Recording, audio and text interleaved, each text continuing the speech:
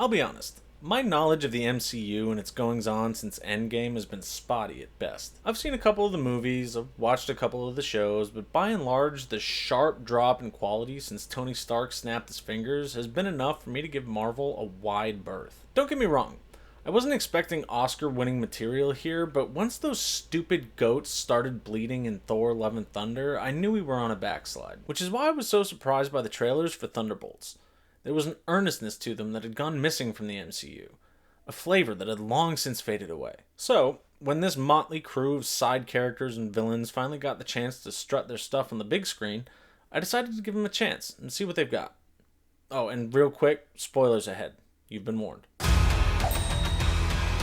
As early as the opening scene, one of the things that became immediately apparent to me was just how much background knowledge you need to have in the MCU these days. For example, the only reason I know about Florence Pugh's Yelena is because I watched the Hawkeye show. And the only reason I know about Red Guardian is because he's a memeable character.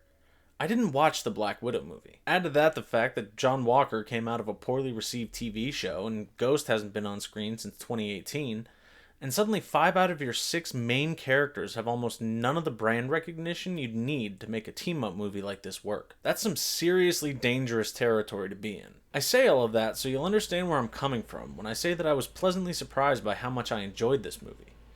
Don't get me wrong, there are some serious issues with it that I'll be going into later, but compared to what I was expecting, Thunderbolts ain't that bad. Like all ensemble casts, this movie lives or dies by its characters.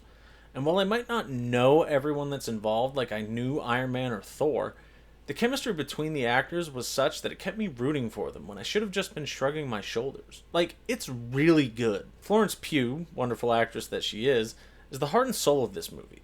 And her interplay with the rest of the cast was the driving force that kept this film afloat. David Harbour turned in a good performance as always, if a bit over the top for my taste. But it's that earnestness and utter happiness to be there that instantly endeared him to me. Sebastian Stan plays the same Bucky Barnes that he's been playing since The Winter Soldier in 2014, and while he may have seemed tired and very over it, till you're 90, it translated well enough to his character that I wasn't mad about his apparent disinterest. Wyatt Russell and Hannah John Kamen were both solid. I would have liked to have seen more of their backstories than we were given, maybe a what have they been up to montage, but that's always a problem when you've got a movie like this. Finally, Lewis Pullman as the Dark Horse really pulled it out, playing Bob/Sentry in a very understated way that kind of stuck with me after the credits rolled. So much so, I would argue, that he needed to be introduced as a character much earlier. Getting him involved in late Phase 4 or early Phase 5 would have allowed the writers to explore his past as a man before he became a god. It would have tethered the tragic tale of Bob to the invincible Sentry, in a way that would have resonated much more with the audience. As it stands, he was kind of dropped in the middle of things, with a rushed backstory that only worked as well as it did because Pullman was able to make it work. His flip from mild-mannered Bob to Psycho Sentry felt like an instantaneous shift that was inexplicable given what we knew about him at that time. Sentry really needed more time to cook, and it felt like his character was sacrificed to reinforce the bonds between the rest of the team. One of my main gripes about this movie was how fast and loose they played, with not only the plot threads, but also the timeline in which the movie takes place.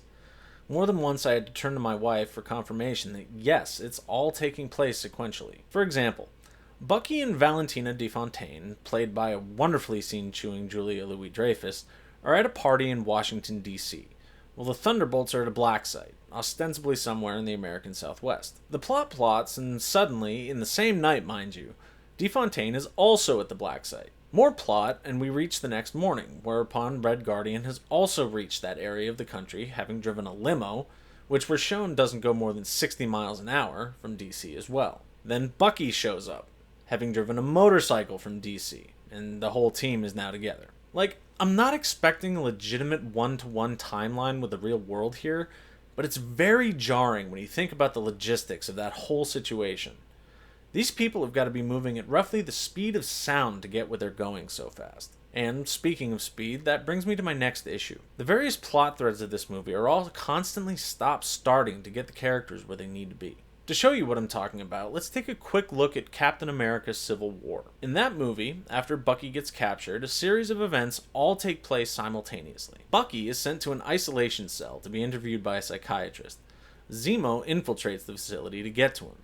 Cap and Falcon are being held by the government, and Zemo's EMP device is being delivered. The way the movie is edited at this point, it is crystal clear to the audience that all of this is happening at the same time. It doesn't feel at all rushed or whiplashy, and we can track what's happening. In Thunderbolts, plot threads that should be happening simultaneously feel like they're stopping and starting as each of them waits for the others to catch up. The Black Site sequence and its fallout are a perfect example. The way the movie is edited, it feels like the time between when the team gets trapped in the facility and when they're about to escape takes maybe 1 or 2 hours. Then they have to stand there and wait where they are for DeFontaine to arrive with her assault teams, so they can actually exfiltrate. Then they have to wait again for Red Guardian to arrive to pick them up, while DeFontaine transports Bob to New York. Then Bucky grabs them, and they have to wait yet again for DeFontaine to do her half-baked brainwashing on Bob to flip him over to her side. Then those two have to wait for the Thunderbolts to get back to New York. It's a lot of stop-starting from every angle, instead of a seamless flow that moves the characters and plot forward. I couldn't tell you how to fix it without watching it again, but it's something that I was consistently noticing throughout the course of the movie. Aside from the logical and timeline inconsistencies, there were a couple of plot holes that really stuck with me throughout the course of the movie. The first being Bob's appearance at the Black Site. We're told that the Sentry program was this huge initiative with $1 billion budget from the Ox Group. Hundreds of people died, and it was closely monitored by DeFontaine.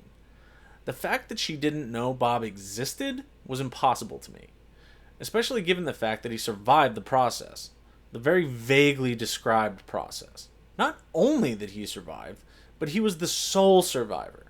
He would have been in a medical facility doped out of his mind while they ran tests on him, not being liquidated in an incinerator. Unfortunately, this is an instance where the plot needed to plot, and the writers couldn't think of another way to get Bob where they needed him to be. Next up, I've got something that isn't so much a plot hole as it is a character issue. Throughout the movie, we're told that all of the Thunderbolts are bad people in one way or another.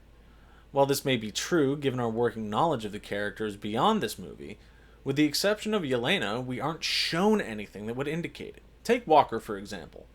I know that he decapitated somebody with his shield in Falcon and the Winter Soldier. I know that because I watched the show. Someone coming into this movie cold would have no idea who Walker is or what he's done. Yes, they state it outright, but being told about it and seeing the brutality of it are two completely different things. The whole "we're bad people" shtick falls on deaf ears unless you show the audience why. It's the same thing with Ghost. Sure, she was a bad guy in Ant-Man and the Wasp, but beyond a brief exposition dump in that movie explaining why she was bad, we have no idea who she is, what she's done, or why she's there. I still don't know why Red Guardian was a bad guy. He just seems like a bit of a doof that loves his daughter and his country. We needed to see the Thunderbolts being bad people if they wanted us to buy their redemption arc. To my mind, the easiest way to do that would be to show the audience the memories that Sentry trapped the Thunderbolts in. It doesn't need to be a full scene, but maybe a short sequence where we see the heinous stuff that Ghost has had to do. Or maybe a massacre that Red Guardian perpetrated in the name of the Soviet Union.